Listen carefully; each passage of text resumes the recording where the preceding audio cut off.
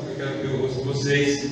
A alegria de estar aqui mais uma vez e poder compartilhar uma palavra ao teu coração. Eu quero agradecer pelo convite e dizer que eu estou acompanhando aqui essa trajetória de vocês nessa semana, de bênção, de muita efusão da presença de Deus, a vida do pastor Pedro, do que tem acontecido entre nós aqui, a vinda do pastor Miguel Neto, homem de Deus, sua família, Priscila, seus filhos. É uma alegria, tenho certeza que foi muito abençoador na sua vida. Antes da gente orar, eu quero mostrar para você a próxima. Está aí meu material? Está aí já? Ok, pronto, aí está. Se puder apagar essa daqui para a gente ver melhor, pode manter essa aqui apagada, porque vocês vão acompanhar melhor o nosso material. Bom, aqui tem minha família, nessa foto de baixo. O xodó do bispo no momento é o meu neto Arthur, que ontem fez 4 anos, né?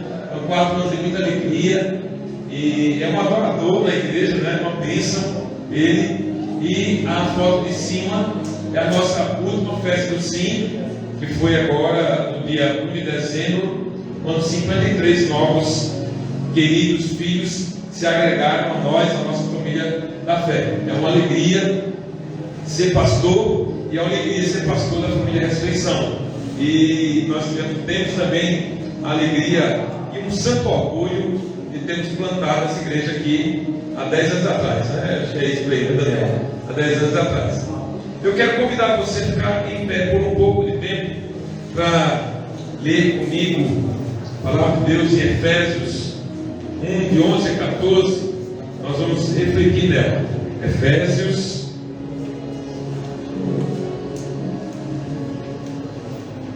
vai estar na tela. Efésios capítulo 1, versos 11 a 14. Abra sua Bíblia, se você preferir, está na tela, a mesma versão que eu lerei.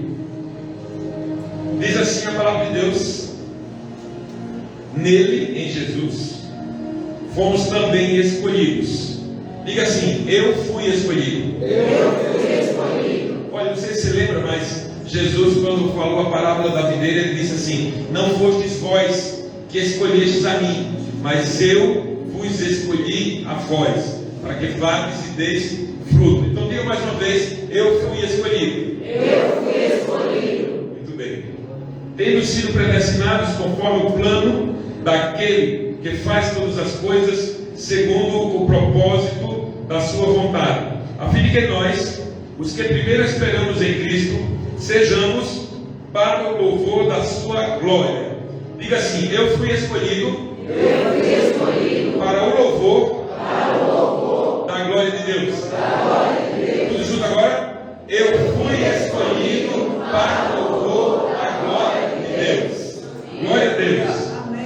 Quando vocês ouviram e creram na palavra da verdade, o evangelho que os salvou, vocês foram selados em Cristo com o Espírito Santo da promessa, que é a garantia da nossa herança, até que a redenção daqueles que pertencem a Deus seja para o louvor da sua glória. Essa é a palavra do Senhor. Nós damos graças a Deus. Fica em pé um pouquinho só. Feche seus olhos. Você crê que Deus está aqui? Amém. Tão certo quanto o ar que nós respiramos, Deus está aqui. Amém. Respire profundamente. Tente respirar profundamente agora. Solta o ar. Sabe que esse movimento do ar entrando nos teus pulmões é chamado espírito. Espírito, na linguagem hebraica, é ruá. Ruá é o ar em movimento. Então o ar em movimento enche e esvazia os nossos pulmões todo o tempo. O Espírito Santo está aqui e está se movendo entre nós.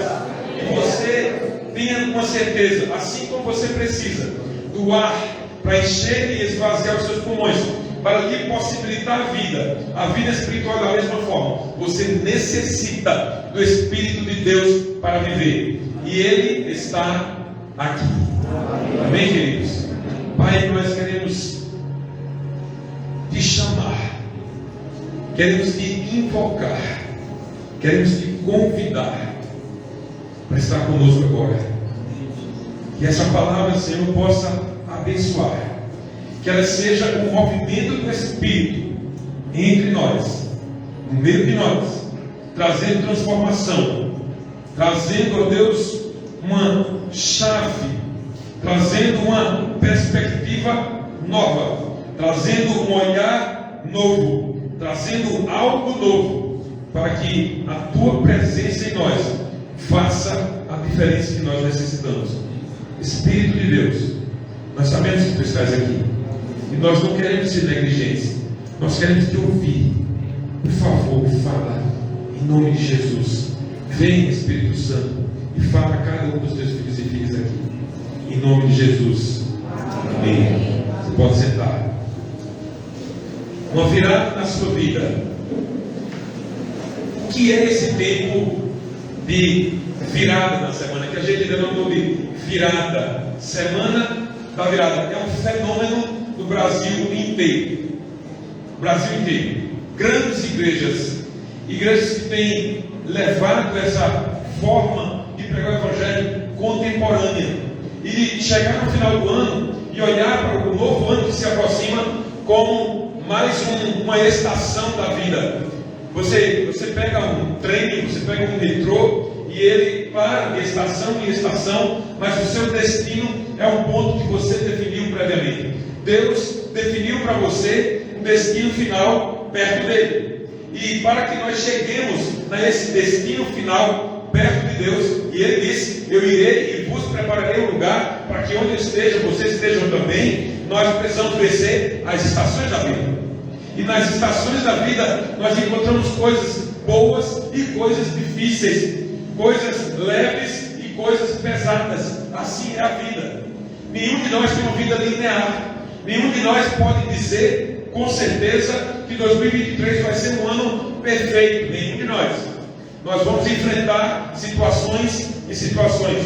Algumas podem ser boas, outras nem tanto. A semana da virada tem o propósito de trazer para você um ânimo novo e trazer para você certeza de que Deus está com você. Você pode dizer amém? Amém. Pense, por exemplo, na travessia do lago de Genezaré. Jesus, num ponto do lago, ele diz: vamos para o outro lado do lago.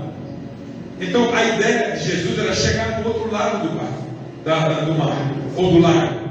Só que aconteceu uma tempestade. Eles não previam uma tempestade, porque certamente aquele que está no comando da embarcação, sabendo que vai haver uma tempestade, ele muda, ele retarda a saída, porque ele não quer enfrentar a tempestade, porque ele não sabe qual é o volume dessa tempestade. Mas Jesus disse: nós vamos chegar ao outro lado. No meio da travessia aconteceu a tempestade e os discípulos pensavam que iam morrer, mas Jesus tinha dito que eles iam até o outro lado. Então a vida é assim. Chegar no ano 2023 é uma estação da vida que ninguém pode garantir que nós não vamos enfrentar dificuldades, não vamos enfrentar tempestades. Queremos chegar ao outro lado. E por quê? Porque Jesus disse: vamos para o outro lado. Quem quer chegar do outro lado lá salvo?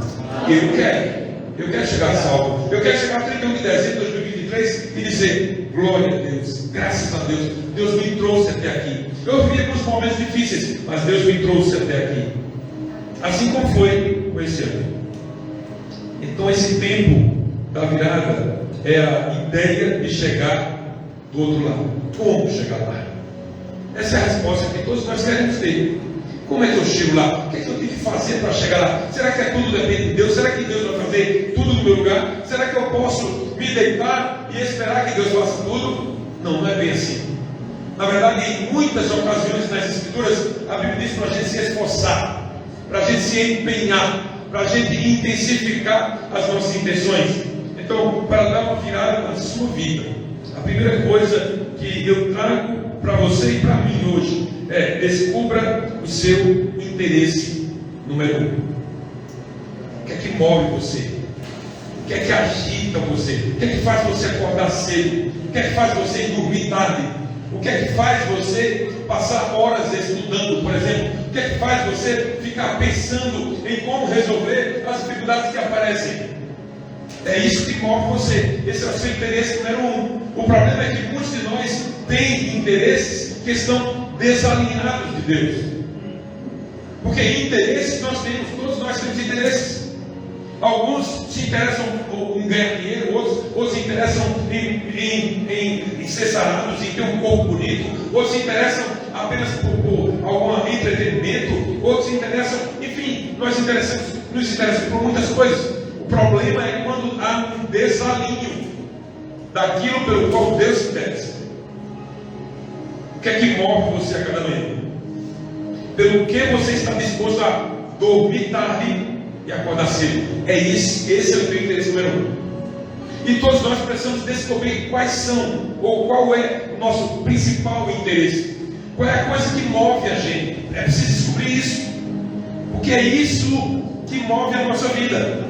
E se nós descobrirmos que o nosso interesse número 1 está desalinhado com Deus, o que fazer? O que é que arde em teu coração? Você sabe, certamente você sabe. Você pode ter vindo, por exemplo, de uma família de empreendedores. Você pode ter vindo de uma família de pessoas que querem ganhar cada vez mais. Não está necessariamente errado querer ganhar. Não está necessariamente errado querer crescer, querer uma promoção, querer um carro melhor, estudar para se dar bem. Não está errado. O que está errado, o que pode estar errado é o quão distante está o meu interesse do interesse de Deus. Então, você pode também ter vivido em ambientes que só te fizeram pensar em enriquecer. Mas, olhando para a palavra de Deus, é errado enriquecer? Não é errado enriquecer. É errado o que você faz com riqueza. É errado em que você bota o seu coração. Isso pode ser errado. Então Jesus não condenou riquezas. Jesus condenou a nossa atitude em relação a elas. Você lembra do jovem rico? Jesus não disse: você vai para o inferno porque você é rico. Jesus disse: olha, como você tem um interesse total nas suas riquezas, você precisa abandoná-las. Então o grande problema dos ricos não é a riqueza, é o que eles fazem dela, é como eles lidam com ela. Alguns deles tornam a riqueza o seu próprio Deus. E isso Deus não pode se agradar, porque Deus não cede o seu lugar para ninguém. Ou então você foi levado a focar na sua vida a diversão, e aí você chega na sexta-feira e diz: sextou. Então você está interessado em folga, você está interessado em distração, você está interessado em assistir Netflix. Ok, nada disso é errado em si. O problema é quando isso se torna o teu interesse número 1, que ele está desvinculado daquilo que Deus se interessa. Então eu preciso descobrir qual é o seu interesse número 1. Jesus entrou na sua vida, sim ou não? Sim. Bom, se Jesus entrou na sua vida, você tem um passo dado para alinhar os seus interesses ao interesse dele. Veja o que é que nos diz o versículo 11. Nele fomos também escolhidos. Então você imagina, talvez você tenha sofrido abandono, talvez você tenha sofrido rejeição, talvez você tenha sido alvo da indiferença de pessoas que você ame, mas Deus diz: eu escolhi você. Talvez você esteja aqui hoje, depois de um ano cansativo, talvez você chegando nesses últimos dias, hoje faltam 9 dias para o novo ano, e você diz: eu não aguento mais essa situação, eu não sei como eu vou continuar, porque ninguém me escolhe, ninguém me quer, ninguém me valoriza. Jesus diz para você: ei filho e filha, eu te escolho. Você é meu. Você sabe o que é isso? Você sabe o que é esse sentimento de ser pertencente a um Pai? Jesus escolheu você. Nele fomos escolhidos, tendo sido predestinados, conforme o plano daquele que faz todas as coisas segundo o propósito da sua vontade, a fim de que nós, os que primeiro esperamos em Cristo, sejamos para o louvor da sua glória. Então qual é o objetivo de Deus? Que nós sejamos para o louvor da glória de Deus. Então assim, você pode ser qualquer coisa neste mundo, contanto que seja para a glória de Deus. Você pode ser qualquer coisa, você pode se distrair em qualquer coisa, contanto que seja para a glória de Deus. Você pode ganhar um monte de dinheiro, contanto que seja para a glória de Deus. Você pode fazer artes, você pode fazer o que você quiser, contanto que seja para a glória de Deus. É por isso que o pecado não se alinha. Porque quando é para a glória de Deus, não pode ter pecado envolvido. Quando é para a glória de Deus, tem que honrar a Deus, tem que glorificar a Deus. Então tudo que você é, tudo que você faz, tudo que você pensa, precisa ser para a glória de Deus. A Bíblia chega ao ápice ao dizer: quer comais, quer bebais, quer façais qualquer outra coisa, faça para a glória de Deus. Amém, queridos? Então, qual é o seu interesse primeiro? Descubra ele. Qual é o seu interesse primeiro? Que você e eu precisamos entender é que quando Jesus entra na nossa vida, tudo precisa apontar para Ele. Tudo precisa apontar para Ele. Enquanto a sua vida não apontar para Jesus, tem algo errado. Você pode vir à igreja, você pode cantar no louvor, você pode acolher as pessoas na entrada da igreja, qualquer coisa você pode fazer, mas enquanto a tua vida não aponte para Jesus, tem algo errado. Sua vida precisa apontar para Ele. Aquele que está em Cristo é nova criação, não é assim? Aquele que está em Cristo é nova criação. Estar em Cristo é: eu estou hoje, amanhã, na semana que vem, em 2023, em 2026, em 2030, eu estou em Cristo o tempo todo. Sabe Jesus dizendo a Nicodemos: Nick, é necessário que você nasça de novo. Jesus disse para a gente: é necessário que você nasça de novo. É isso que tem que acontecer. Então, o seu interesse número 1 tem que estar alinhado ao novo nascimento. E sabe, Jesus falando lá no final de tudo, Apocalipse 21:5, ele diz: eis que eu faço novas todas as coisas. Então, queridos, Jesus quer fazer algo novo na tua vida. Amém. E você tem uma grande oportunidade de entrar em 2023 com essa perspectiva. Sabe, Maria grávida? Maria grávida. Toda mulher grávida vive uma expectativa que nós homens nunca viveremos. A gente tem expectativa de ser pai, mas é diferente da mãe. Tua mãe tem uma expectativa que é diferente. E ela pode sofrer de dor, ela pode se rasgar de dor, mas em seguida ela coloca o filho no peito e diz: é meu filho.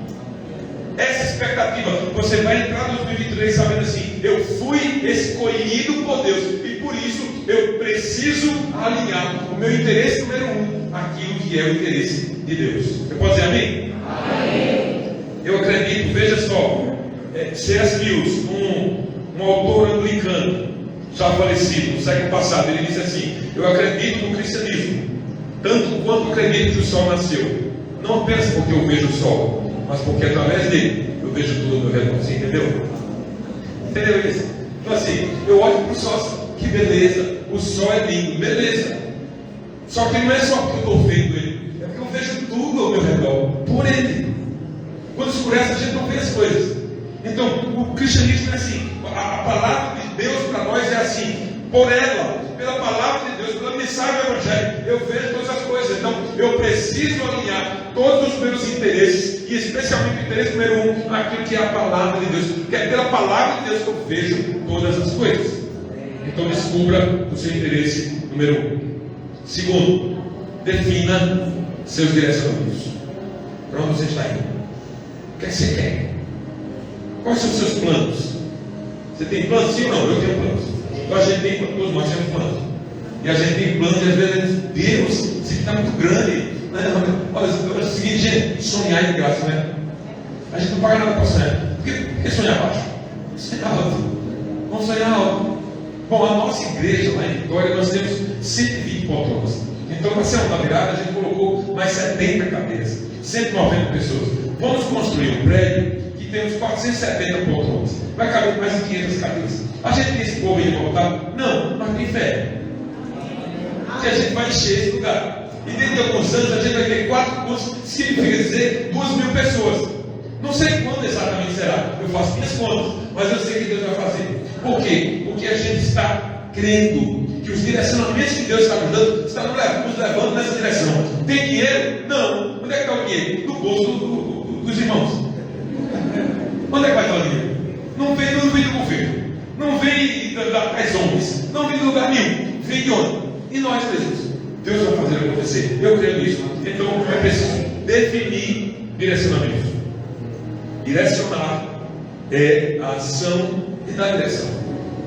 Qual é a direção da tua vida? Então, Simone e Val dão direcionamento à vida dos seus filhos. Assim como Daniel e Jace dão direção à vida dos seus filhos. Assim como eu dei direção à vida dos meus filhos. Já estou na nova estação. Meus filhos já estão se virando sozinhos. Já estão ganhando dinheiro, vivendo a vida deles. E servindo ao Senhor. Mas eu dei direcionamento. Sabe aquela fase de 12 anos, 13 anos que tem para a igreja? Aí a gente diz assim, vai assim mesmo. Dá direção. A Bíblia diz, ensina o teu filho no caminho que ele deve andar, e ainda na sua velhice não se desviará dele. Menino de 12 anos, 13 anos, dizendo que não vai, vá sim. Você que vai pagar as suas contas, resolva a sua vida. Agora quem resolve sou eu. É assim, dá direcionamento. Então, direcionamento precisa definir. Você é responsável por sua vida e direcionamento. Escuta isso. Não terceirize aquilo que é sua responsabilidade. Preste atenção que isso é chave para você. Você vai entrar um novo ano. E aí o que acontece com muitos de nós? Terceirizam a própria responsabilidade. Eu tenho culpa. Sabe, Adão foi a mulher que comeu desta. Quando Deus chega, quem foi que Deus sabia que ela tinha comido da fruta? Deus sabia. Mas a quem Deus perguntou? Ao homem. Porque o homem é a responsabilidade da casa. Atenção, varões. Você é a responsabilidade da sua casa. Não terceirize isso. Então o homem, ele recebeu de Deus a incumbência de tomar conta daquele negócio. E aí Deus chega e pergunta: o que é que ele faz? A mulher que o Senhor me deu, ela me deu e eu comi. Então ele jogou a culpa para a mulher e jogou a culpa para o próprio Deus. Não terceirize aquilo que é sua responsabilidade. Você pode dizer amém? Amém. Estar em Cristo o tempo todo é certeza e ser bem direcionado para as novas situações da vida. Então é o seguinte, queridos, quando tiver difícil, diga assim: Jesus, eu preciso do Senhor. Quando você não souber orar, sabe aquele momento, isso já aconteceu com você, você vai orar e não sai nada, a tua cabeça está um liquidificador, está batendo, você não consegue concatenar as ideias. Aí nesse momento você só diz assim: Jesus, esse nome tem poder, queridos. Esse nome tem poder. Você clame pelo nome de Jesus, ele tem poder. Eu me lembro da história do pastor Caio Fábio Araújo Filho, que era um pastor presbiteriano, muito conhecido no Brasil, muito tempo que eu me converti, e conta uma história que ele morava em Manaus, ele era de Manaus, e um irmão lá endemoniado, e foram um monte de crente pentecostal, do reteté, da cananinha de fogo, foram lá e oravam e nada acontecia, amarraram o cara na igreja, porque não conseguiam segurar o cara. E tome oração, pico na cabeça do cara e nada. E aí chamaram esse jovem pastor de 20 e poucos anos, barbudo, que na época pentecostal não gostava de barba, né? Então ele vai, senta uma cadeira na frente do cidadão, cheio de cão, senta, olha nos olhos do cara e diz assim: Jesus, Jesus, 3 vezes, Jesus. O demônio se entronchou todo e foi embora. Não aguenta, irmãos, o nome de Jesus tem poder. Então, quando você estiver sem saber o que orar, simplesmente diga: Jesus, por favor, venha aqui. Porque a Bíblia diz que o Espírito Santo de Deus nos auxilia com gemidos inexprimíveis. Então, simplesmente entrega a Deus, Ele vai fazer. Quando você não puder, Ele vai fazer. Quando você puder fazer, Ele não vai interferir. É você que tem que fazer. Você não terceiriza. Mas quando você não puder, quando tiver ao alcance da tua mão, Deus vai fazer. Simplesmente clame pelo nome de Jesus. Veja o que diz o versículo 13. Quando vocês ouviram e creram. Ok? Essa é a importância. Quando vocês ouviram e creram, não basta ouvir, não basta vir para a igreja, não basta participar dos ministérios, tem que crer. Quando vocês ouviram e creram na palavra da verdade, o Evangelho que os salvou, vocês foram selados em Cristo, com o Espírito Santo da promessa. Você sabe o que é ser selado em Jesus? Você sabe um produto que pode ser falsificado, aí alguém vai e coloca um selo de qualidade, né? Há empresas no mundo todo que dão selo, certificam que aquele produto ou aquele serviço é bem feito, bem realizado. Foi o que Jesus fez em nós. Foi o que Deus fez em nós. Ele nos selou em Cristo com o Espírito Santo da promessa. Ei, o Espírito Santo, o sopro de Deus está em você. Amém. Porque isso começou lá no Éden, quando Deus soprou no ser humano o seu Espírito, seu fôlego de vida, sua essência, sopra no homem, e o homem se torna alma vivente. E aí, quando Jesus ressurge dentre os mortos, que ele se encontra com os discípulos pela primeira vez, o que ele faz? Ele sopra e diz o quê? Recebam o Espírito Santo. Está lá em João 20. Ou seja, o mesmo movimento de Deus na criação, Jesus trouxe depois da ressurreição, sopra e diz: recebam o Espírito Santo. Você foi selado, você foi selada com o Espírito Santo. Cuidado para não terceirizar a sua vida, cuidado para não terceirizar aquilo que é responsabilidade sua. Você foi selado com o Espírito Santo. O Espírito Santo da promessa está em você, ajudando você a ser aquilo que Deus quer que você seja. Porque às vezes aquilo que nós queremos ser não está compatível com aquilo que Deus deseja para nós. Selo é um indicador de uma marca, é uma distinção, um sinal. Você foi selado em Cristo, e o selo é o próprio Deus, através do Espírito Santo que veio habitar em você. Na queda, o homem perdeu relacionamento com Deus Criador. Jesus vem e restaura essa condição quando ele sopra e diz: recebam o Espírito Santo. Irmãos, é o seguinte: se você quer viver a vida cristã, você precisa dizer para o Espírito Santo: Espírito Santo, por favor, habita em mim. Habita em mim. A Bíblia diz em 1 Coríntios 6,19 que nós somos morada do Espírito Santo. E uma morada tem várias partes. Uma casa tem varanda, tem sala, tem cozinha, tem quarto. E o problema de muitos é restringir a morada do Espírito a um lugar. Deus quer morar em você, em todas as áreas da sua vida. Aí você diz assim: não, as finanças deixa que resolvo. Aí você aceita traficagem, aceita a propina, dá a propina, e o Espírito Santo está fora. Por que você aceita a propina e faz traficagem? O Espírito Santo não foi convidado. Então, se você quer uma vida para realmente virar a nova estação da vida de forma positiva, é preciso convidar o Espírito Santo para habitar em você todo, completamente. Define os direcionamentos da sua vida com base no selo que foi colocado em você. Amém, queridos? Amém.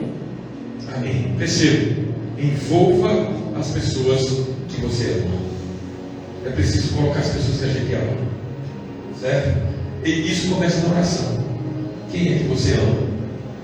Normalmente a gente, quando pergunta assim, quem é que eu amo, as primeiras pessoas que vêm à nossa mente são as pessoas da nossa família, nossos filhos, nosso cônjuge, esposa, marido, pessoas próximas, pessoas amigas. Nós amamos. Então, envolva essas pessoas que você ama naquilo que você tem sido, para que a virada aconteça na sua vida. Veja só, quem entrou na arca com Noé?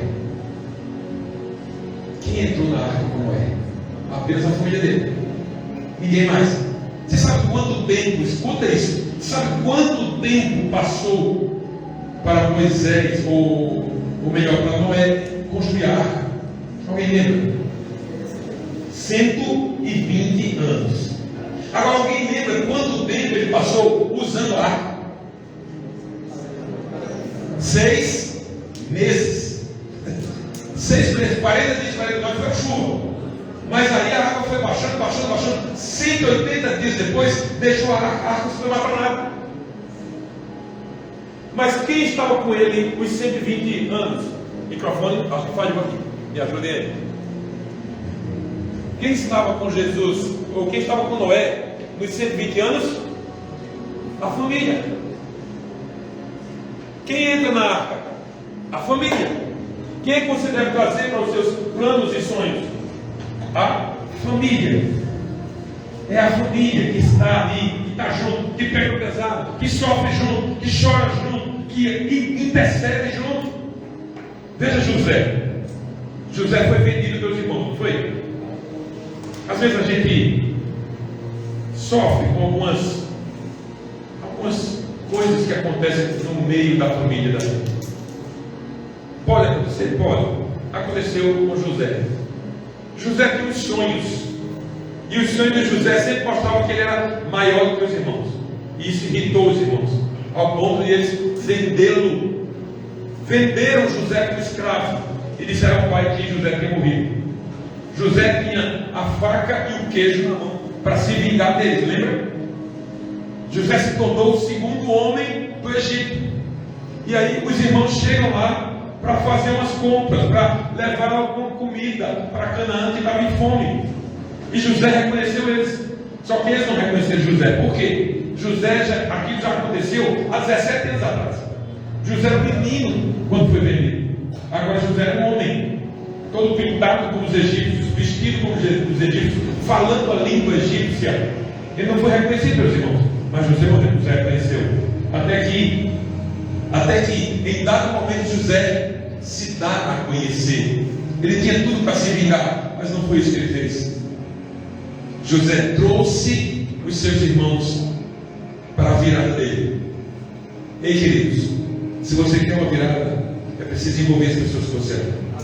A sua virada não vai acontecer só com você. A sua virada vai acontecer com seu marido, com seu filho, com sua esposa, com seus amigos, com seus familiares. Veja o versículo 14. Que é o seu, é a garantia da nossa herança até a redenção daqueles que pertencem a Deus. Quem é que pertence a Deus aqui? Glória a Deus, eu pertenço a Deus. Glória a Deus por isso. Mas de repente você tem alguém em casa que você diz: meu Deus, misericórdia, me ajude, Jesus, me ajude a levar a palavra para esse. Sabe, às vezes pode ser o maridão, Senhor, salve essa joinha, né? Salve essa mulher, Pai, oh Deus, que ela venha para o teu caminho. Mas é preciso fazer com que aqueles que pertencem a Deus estejam com Deus. Quem são os que pertencem a Deus? Você não sabe? Escuta só, pela palavra de Deus, a sua família pertence a Deus. Deus disse que em Abraão todas as famílias da terra seriam abençoadas. Quem é Abraão? É o pai na fé. A Bíblia diz que é o pai da fé, é Abraão. Então ele é o nosso pai na fé. Ok, beleza. Então se em Abraão todas as famílias da terra serão abençoadas, a minha também será. Então é o seguinte, você tem que entrar no 2023 com perspectiva: a minha família é do Senhor. Não importa se meu marido não se converteu ainda, não importa se meu filho está andando no caminho errado, mas ela pertence ao Senhor. Eu vou trazer ela para o Senhor, eu vou fazer tudo, eu vou orar cada dia, mas a minha família pertence ao Senhor. Entre no ano novo com essa perspectiva, e jamais você vai dizer: não, a minha família está perdida. Não está perdida, porque ela é do Senhor. Amém, queridos? Repita comigo: a minha família está nos planos de Deus. Tudo junto: a minha família está nos planos de Deus. Aleluia! Você pode aplaudir o Senhor? É a sua família, é o teu filho, é a tua esposa, é o teu marido, está nos planos de Deus. É você que é o agente de Deus para isso acontecer. Não pare de orar, não pare de interceder, não pare de pedir a Deus, clamar a Deus: Deus, salva meu marido, salva minha mulher, salva os meus filhos. Envolva as pessoas que você ama. Veja só o que Paulo diz mais à frente, no capítulo 3 de Efésios, verso 14, ele diz: por essa razão eu ajoelho-me diante do Pai, do qual recebe o nome toda a família nos céus e na terra. Ei, tua família está incluída aqui. Paulo já orava pela sua família e pela minha família. Eu oro pela minha família o tempo todo. Ei, gente, há uns dias atrás, a gente tem umas equipes maravilhosas da igreja. Glória a Deus por isso. E a gente fez uma festa lá de 18 anos da igreja. E eu estava no meu lugar, e já estava do meu lado. Meu filho Lucas estava do lado de cá. Meu filho Lucas é pastor da igreja do Quem, sabe? Ele é pastor. E aí teve um momento lá de ministração de oração, que que a pessoa que estava auxiliando disse assim: quem quiser, quem puder, fica de joelhos. Aí a igreja toda ficou de joelhos. Praticamente a igreja toda. E então eu me ajoelhei ali na minha, fechei os olhos aqui, não estou vendo nada no meu redor. E a oração terminou no outro dia, quando eu abro o Instagram da igreja, na foto que alguém pegou, estava eu ajoelhado, meu filho ajoelhado do lado de mim, e meu neto ajoelhado do lado dele. E meu Deus, eu me emocionei demais. Meu Deus, isso é profético. Que eu vejo no meu neto alguém que lá na frente vai dizer assim: eu sou pastor, filho de pastor e neto de pastor. Sabe por quê? Porque eu oro pela minha família. Você precisa colocar a sua família no altar do Senhor e envolva a sua família nos seus planos. Deixa eu te perguntar: você quer viver pelo que você vê? Ou quer passar a viver pelo que você crê? Você pode dizer assim: não, meu marido não é convertido, mas você crê nisso? Crê que um dia será? Então comece a viver como quem crê. Comece a viver trazendo à existência aquilo que ainda não existe. Talvez aos teus olhos, teu marido, esposa, nunca virá para Cristo. Talvez aos teus olhos. Talvez os teus olhos, teus pais, irão para a eternidade sem ter entregue as suas vidas a Deus. Talvez. Mas você decide hoje viver pelo que crê e não pelo que vê. Quarto lugar: ponha o reino de Deus em primeiro lugar. Ponha o reino de Deus em primeiro lugar na sua vida. Gente, o reino de Deus é o primeiro lugar da minha vida há muito tempo. Há 20 anos eu sou pastor. E eu diria que antes mesmo de ser colocado como pastor de igreja, eu já tinha no reino de Deus o primeiro lugar. Muitas coisas eu deixei de fazer por causa do reino de Deus. Muitas coisas eu abri mão por causa do reino de Deus. E não me arrependo. Porque o reino de Deus é que traz para mim o que eu sou. Talvez seja essa a razão de muitos não darem viradas nas suas vidas. Porque você está em primeiro lugar, depois fez outras coisas. Jesus disse que você deve buscar em primeiro lugar o reino de Deus e a sua justiça. As demais coisas ele vai acrescentar. Pare um pouco e pense agora: o que é que mais ocupa o teu HD mental? O que é que você acorda? Sabe, irmãos, isso daqui, você acorda de manhã. Já deixei esse hábito há muito tempo. Há muito tempo. Eu fiz um pacto com Deus. A primeira coisa da minha vida não vai ser celular, não vai ser Instagram, não vai ser nada. A primeira coisa da minha manhã vai ser o Senhor. E antes de qualquer coisa, eu me sento na minha cama e eu digo: Deus, obrigado. E eu passo alguns minutos, e eu tenho o meu devocional, que leva alguns minutos, 20 minutos aproximadamente. Depois eu posso até ver alguma coisa. Mas isso aqui é o bom dia de muita gente, de muitos crentes. O que é que ocupa o teu pensamento? Os teus neurônios estão cheios de quê? O que está nas primeiras linhas da tua agenda? Quando o pastor ou o líder da igreja chama você para servir, como é que você responde? Sabe, gente, alguns respondem assim: não tenho tempo, não posso. Beleza, ninguém vai obrigar ninguém a nada. Mas eu tenho uma turma, eu tenho certeza que aqui também tem, de pessoas que dizem assim: pastor, eis-me aqui. Eu nunca pensei se fosse me chamar para isso, mas se o senhor está chamando, eis-me aqui. Se eu não sei, eu vou aprender, mas eis-me aqui. Eita Jesus, essa turma eu faço tudo por elas, para as pessoas. Porque há pessoas assim, há pessoas que colocam o reino de Deus em primeiro lugar. Veja aí, Mateus 6,33: busquem, pois, em primeiro lugar o reino de Deus e a sua justiça, e todas essas coisas lhe serão acrescentadas. Escute, você está envolvida na maior obra em curso da história da humanidade. A igreja. Não tem nada mais importante na terra do que a igreja de Jesus. Onde quer que você chegue, existe igreja de Jesus. Porque a igreja não são essas paredes. A igreja não é um endereço. A igreja não é um alvará de funcionamento. A igreja é povo. A igreja é pessoas de Deus. Ela está em todo lugar. E as portas do inferno, disse Jesus, Jesus não disse assim, as portas do inferno não vão prevalecer contra o homem. Disse? Não disse. As portas do inferno não vão prevalecer contra o partido A ou o partido B. Não vão prevalecer contra o governo federal ou estadual. Não disse isso, mas ele disse, as portas do inferno não prevalecerão contra a minha igreja. Se você é igreja, as portas do inferno não têm poder nenhum sobre você. Porque você é igreja.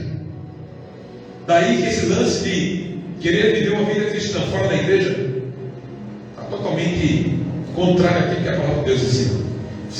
Você precisa, nós precisamos de cobertura espiritual. É a igreja que Jesus disse que as portas do inferno não prevalecem. É por isso que muitos casamentos se acabam. É por isso que muitas histórias se definham. É por isso que muitos projetos malogram. Por quê? Porque não coloca Deus em primeiro lugar. Deus em primeiro lugar. As portas do inferno não prevalecem contra a igreja. Você quer ou não dar uma virada na sua vida? Você quer ou não? Fique de pé. Agora eu peço que diminua as luzes. Eu quero orar por você. E você disse no começo, e eu também acredito, que Deus está aqui. Deus está entre nós. Deus está se movendo em nós. Deus está mexendo com a gente. Deus está nos movimentando e nos impulsionando a que nós possamos ir mais adiante. Deus está entre nós, não porque Ele é um enfeite como essa árvore de Natal. Deus está em nós, nos impulsionando a alinhar os interesses número 1 da nossa vida. Deus está em nós para que a gente envolva as pessoas que a gente ama nos nossos projetos e sonhos. Deus está em nós porque Ele quer que a gente implante o reino dele aqui na terra. E se a gente só pode fazer isso se a gente colocar em primeiro lugar o plano de Deus, não o nosso plano. O nosso plano precisa se alinhar ao dele, não o dele aos nossos. Esse é o problema de muitos de nós. Nós queremos que Deus alinhe a agenda dele, a nossa agenda. Não, está errado. Nós precisamos agendar a nossa agenda de conformidade com a agenda de Deus. Ei, escuta isso. O céu pode mudar quando a sua agenda mudar de acordo com a agenda de Deus. É isso que tem que acontecer na tua vida. Se você quer entrar o ano novo com uma virada na sua vida, é preciso alinhar os seus interesses aos interesses de Deus.